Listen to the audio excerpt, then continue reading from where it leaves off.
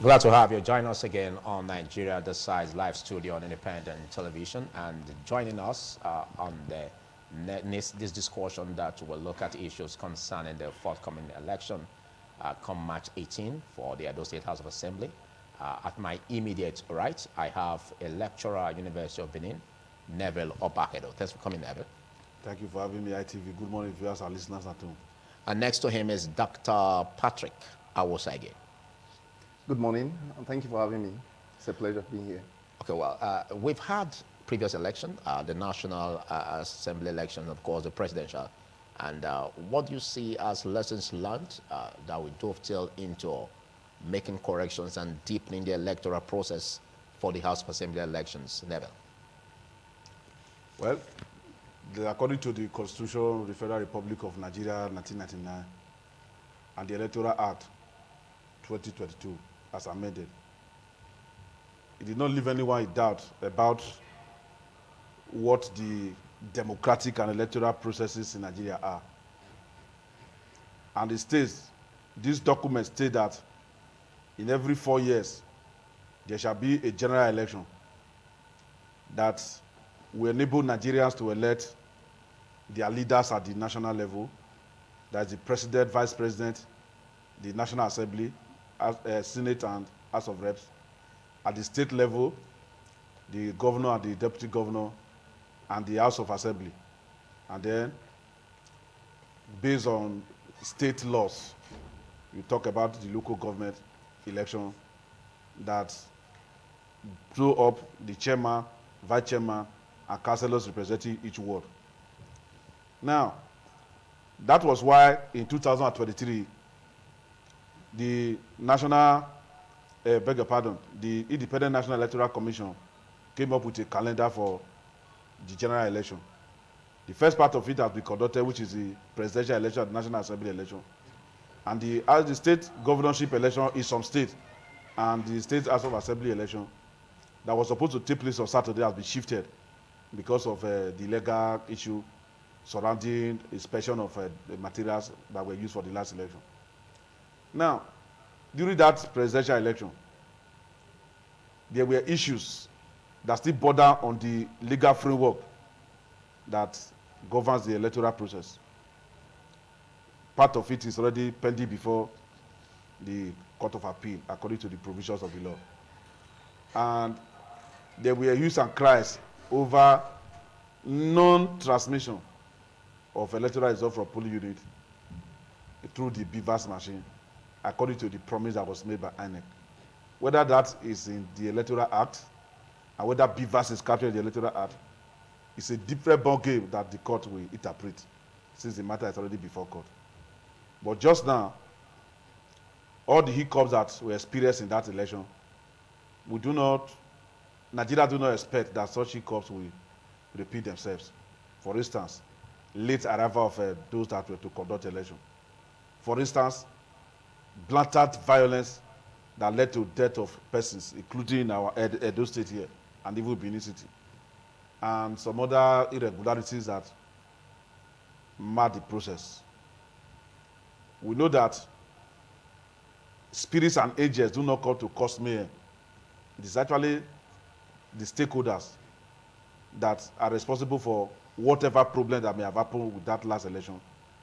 And we urge INEC and the participants, active participants, stakeholders, political gladiators, not to allow the negative aspect of that last election to repeat itself in the State House of Assembly election that is coming up in Edo State, even though we have state houses of assembly election across the country and governorship election in some state, excluding Edo State, Anambra State, Kogi State, Bayelsa State, Osun State, Ekiti State, and Ondo State. That is my initial reaction. All right, thank you.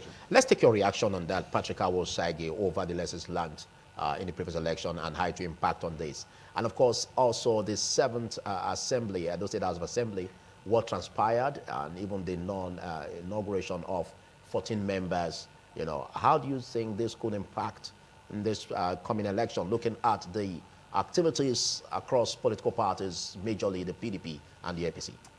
Thank you very much. My thoughts about this is clear because obviously we knew very well what transpired between the Seventh Assembly, like you said.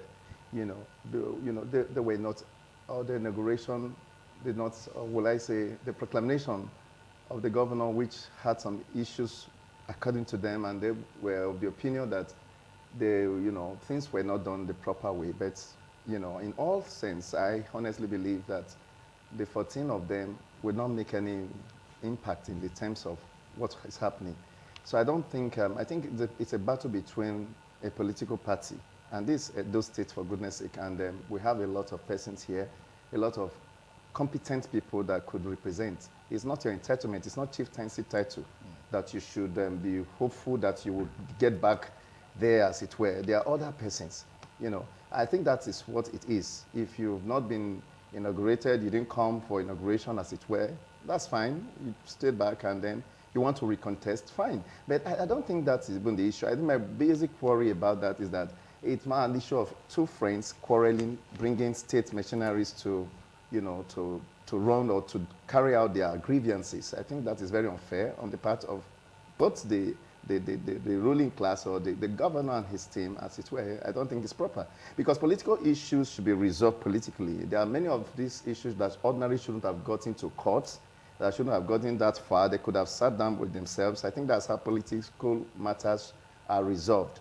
But away from that, looking at what played out in the last election, it's obvious that we have a lot of new voters, and they have different orientation from what it used to be. I know way back you have one prominent person having his boys and team, his loyalists, that you could go to your village or your hometown to dance around, put some money, cook some food, share money around, and then they clap for you, and they say you are the man we are going to vote for.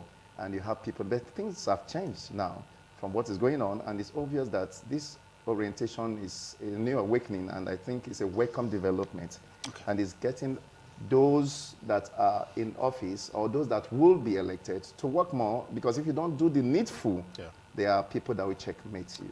All right, Nabil, let's get your take on how you think the events of yesteryears with the Edo State House of Assembly will affect or influence what we're expecting on Saturday in the Edo State House of Assembly. Do you see that playing out?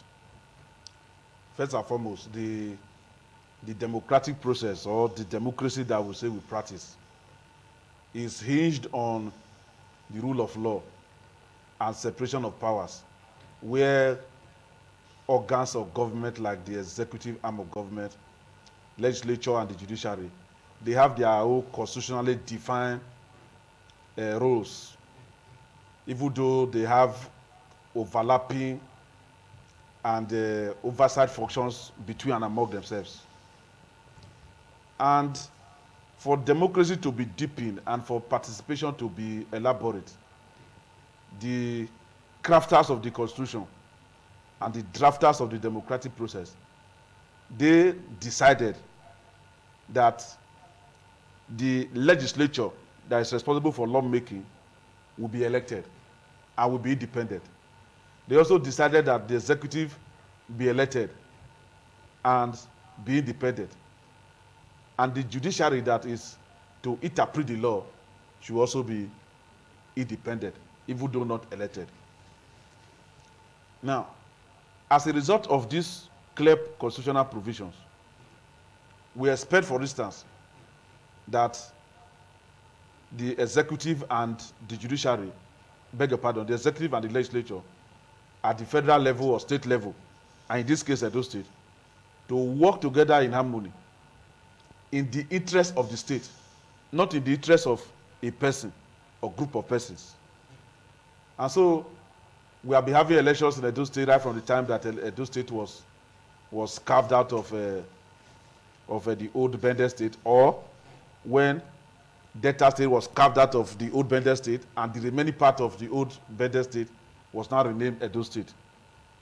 They have been having elections, and elections to the executive and the legislature. And at different points in the history of Edo State, there have been conflict between the executive and the legislature, even though they may come from the same political party. We saw that one playing out during the government of Chief Lucky Benedion, when there was a kind of political conflict between him and the leader of the party, national leader of the PDP then, of blessed memory Chief Attorney Aneni, and how the house that was dominated by PDP was divided between and among them.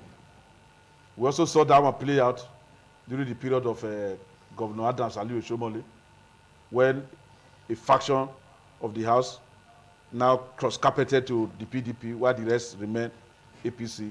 And at the end of the day, some were now sitting in the old chambers in the government house, while others were sitting at Ring Road here. And we saw how policemen from the national headquarters of the Nigeria Police came to come and provide security for those that were sitting at Ring Road. Again, it was because of the conflict between the ruling party at the national level and the minority party in Edo State at that time. Then in 2019, Edo State was a predominantly APC state. And so all the members of the House of Assembly, 24 of them, were from the same political party. And they were all elected. And the governor was already there to work with them, the executive and the legislature. It is only God that knows what happened. Because the principal actors is only either on television or on the internet that we hear of what is happening between the two factions that led to the collapse of the legislature that we are talking about. Now, we expected, for instance, that a governor who is not going to deliberately commit impeachable offenses and should not be afraid of being impeached should work with the members of his own political parties, 24 of them in the House of Assembly, for the betterment of Edo State. That was not what we saw. What we saw was a divided political party, APC. And the party was not divided, and the House of Assembly members elect were not divided. Some for the former governor, who brought the present governor, and some for the governor. And this was what led to the crisis of the House of Assembly. And it is a bitter experience that we will continue to make reference to it as part of our bitter history. And we pray that as we go and conduct election in 2023, March 18 to be specific, that history will not repeat itself, because most of the things that have happened in Edo State, they have not happened in the interest of the people of Edo State because of that crisis in the House of Assembly. Okay. Now, the problem that we have, if I want to critically look at it, is not the governor per se. I have not been a governor of a state, but I know I've been a governor of a faculty, the governor of social sciences, when I was a student, I was a graduate student in Uniben. Are they the same thing? They are not the same thing. They are the same. Okay. They are the same in the sense that we also had a parliament. Okay. That the members were elected from different departments. Okay. And so any decision that was going to be taken by the governor and the deputy or the executive arm of government was to be brought before the parliament of SOSA, where they will scrutinize it and ask questions before we go and implement anything. And history has it that we were very, very successful. And we pray that an opportunity will be given us tomorrow to preside over the affairs of Edo State. I'm talking about presiding over the affairs of Edo State. As governor of SOSA, I appointed special advisors to various faculties, like College of Mercy. We had an ambassador, College of, Engineering. We had an ambassador to engineering from social sciences, ambassador to Faculty of Arts, like that. Now, those ambassadors or special advisors, they were advisors to the governor and the executive. How does that relate to? Yes, I'm coming to link it up. Yeah. Where, if assuming we had Aitofeli councils as executive, we would not have succeeded. And that was the period that Professor Nao was vice chancellor. If he's watching the program now, he knew how successful we were. That was when Professor Ekatra was dean of students. If he's watching the program now, if we remember how successful we were at faculty level, and we're working with the student union government to ensure that, yes. Now, when we come to talk about the Edo State House of Assembly crisis, the governor of Edo State, as he is today, the governor was not a politician. before he became governor. But when he now became governor, he now became a politician.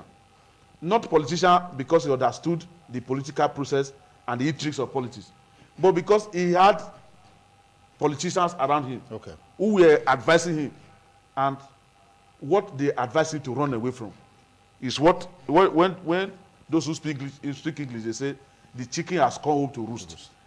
What they advise him against is what is coming out to play now. So the first thing is that a person that is occupying leadership position, whether at executive level, legislature level, or even administrative level in offices, the success of such people is dependent on the caliber of people that advise them, especially when they are new to the politics of the office that they are occupying. Okay, let me pause it there, Neville, by Sawosage. Yes, Saturday is very, very key. And I've even heard people say that even though we don't have a governorship election in those states, the momentum is fever pitch. Give us your perspectives on your expectations on Saturday's election, and then try to interface pedigrees versus party affiliation, because I've heard people say this too, that the choices that people will be made will not be based on political parties, but based on pedigree. Would you subscribe to this? Well, to a great extent, I do. And again, we can't divorce the fact that there are some issues within the political affiliation, like you did earlier mention, but the truth remains. I honestly believe that to just wake up and, I believe from the side of the governor, maybe those within feeling that maybe some persons will want to come back, continue the initial fight that had been on. I don't think that's will be the order of the day, because to a great extent, I think lessons have been learned, because we learn every day and we grow every day.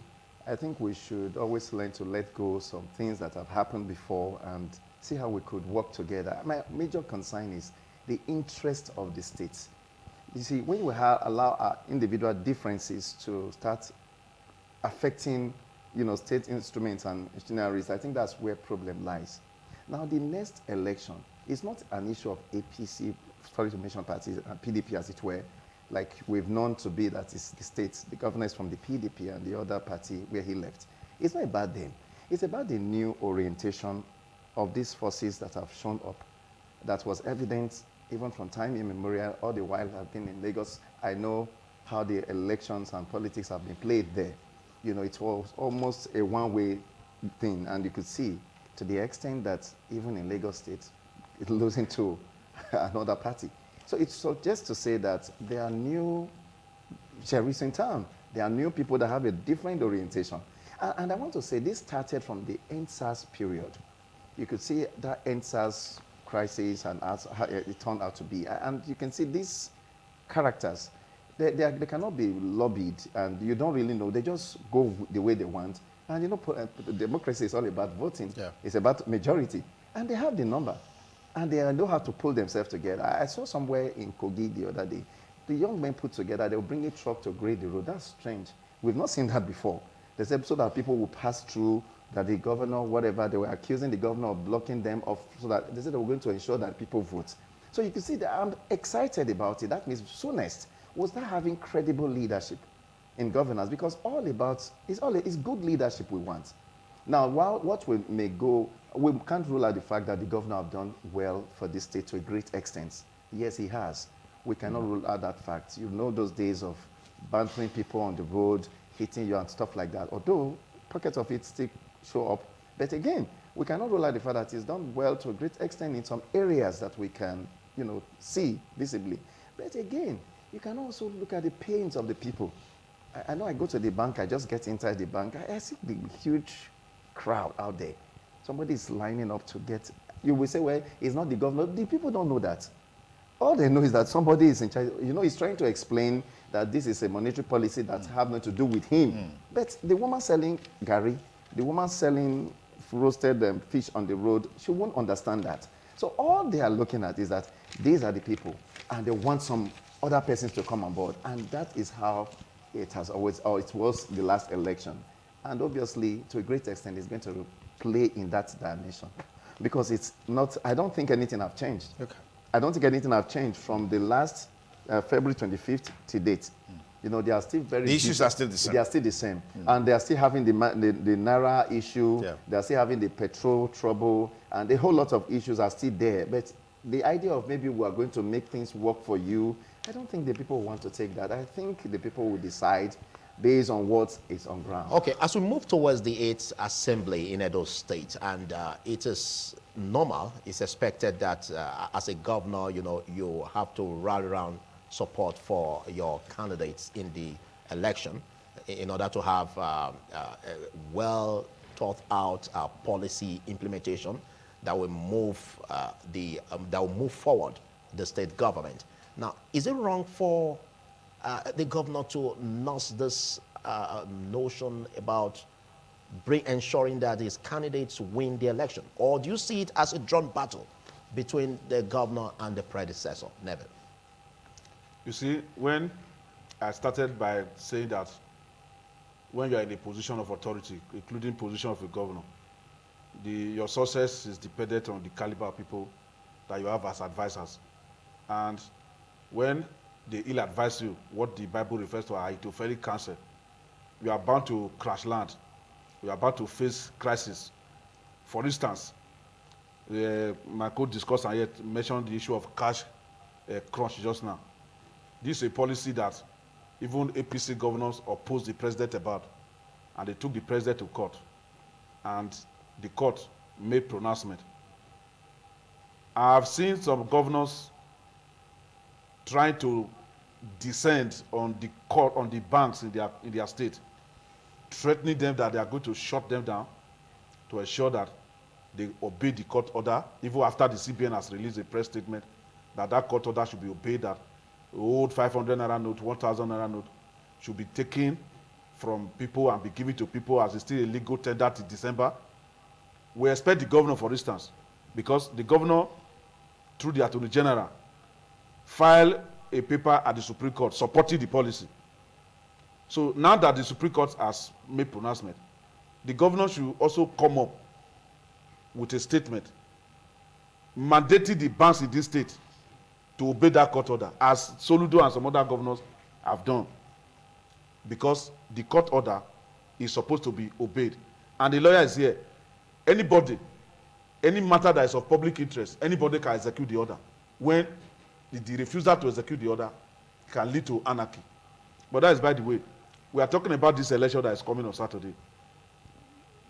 Politically, it is politically expedient for the governor to be able to have a control of the House of Assembly. It is politically expedient. And so if the governor is going from one place to the other, campaigning for his candidates, kneeling down for people in the communities to say, vote for my candidate, it is expedient for him to do so. And I don't believe that anybody that wants to go to House of Assembly is going there to say, I want to go and impeach the governor. I don't believe. If there's any person like that, that means the person does not have the interest of the people at heart. Because even if the governor is from your party and the governor has committed impeachable offenses, even though it's of the same party with you, because impeachment is a constitutional issue, you cannot now slip over the impeachable offenses of the governor or the president because it's from your party. Are you with me? Now, if the people that are going to the House of Assembly, they are going there in the interest of the state, the governor should not be afraid that it's going to be impeached. But if they are going there to go and continue the fight that was there from 2019 till now, the governor have every reason, if I were to be the governor, I have every reason to be afraid that my administration is likely to be brought to an abrupt end. To an abrupt end, because my enemies are coming to dominate the house. But away from... But being afraid won't solve the problem. Yes, being Rather, afraid... taking strategic steps to counter whatever political force that may want to jeopardize that dream. It's important that the governor deploys that. And basically, don't you see the governor in its right accord, making sure that this happens for the progress of Edo State? Yes, in that situation, as my co-discussor was talking about, a lot of issues just now surrounding the emergence of a third force in the electoral process. People, maybe because of SARS, I add to it that it's because of the issue of George Floyd in America. I add to it that it's because of the Arab Spring in the Arab world, and the issue of the SARS now came to the fore, brought to the fore the neglect of the governing class over the masses of our people, especially the youth. And so I agree that there is the need for a paradigm shift in leadership in Nigeria. But that leadership, did that paradigm shift have to do with planning? The mad truck for change of government at the federal level and at the state level will not augur well if there are no options. What I mean by option is that you have option A, option B, option C. For instance, some people are claiming that they won election after INEC has declared the winner. What were the options you had on ground before you went into the election? Now that you were not declared the winner, what is the next option? In terms of presenting evidence that you won, you were rigged out. Like because Obi, for instance, was rigged out in Anambra election some years ago and Ugige became the governor. He had the evidence, he went to court, and he got the mandate. And we also believe that even when he was impeached, he still had the evidence. He went back and he became governor. If he won election, he should produce the evidence. That is an option outside of the declaration of INEC. Okay. Why am I saying all this? I'm saying it in respect of the governor, because the governor should have option. For instance, instead of war, the governor can reach out to, he's the governor of the state, irrespective of the fact that people belong to different political parties. He can reach out to people.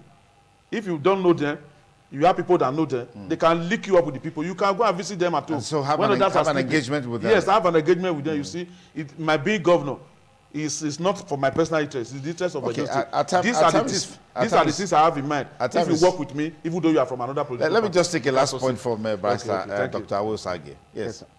Expectations. Well, like the expectations on the outcome of the elections, right? Yeah. Obviously, like I did said, I still reiterate that obviously it's going to turn out this way it had been. And 25th will affect it will 18th March. And again, it's not a win for the PDP or the APC as people are thinking. Now, what is happening is a subtle change. You know, people are beginning to realize a lot of things. And it has nothing to do with the governor. And again, talking about impeachment, even if those other House members that were not in the group, if they come back now, for instance, to impeach a governor, there are procedure. There are legal issues to it. Like you mentioned, former governor of Anambra State and the presidential flag bearer of the Labour Party. Yeah. You know, how he went on, and then he got back. So it's not an easy drive home. All right. So you can't just wake up and impeach a governor. Our expectations are high too, but as usual, we'll be here on Saturday to give you blow-by-blow account of the governorship and state houses of assembly election across the federation. We'll have our crew members, we'll have our teams spread all over just to ensure that we help you get up-to-the-minute account of the governorship and state house of assembly election. And as always, we're hoping some of our panelists here will be joining us as well. That's our package for today. Nabil Obagedo, thank you for coming. Dr. Awosage, thank you for coming. It's my pleasure. Thank you. And Philip Omel-Gukmo, thank you for coming. It's been great. Okay, so that's our package for today. Tomorrow, a fresh installment on Nigeria Decides will be coming your way. Have a beautiful day ahead. Bye for now.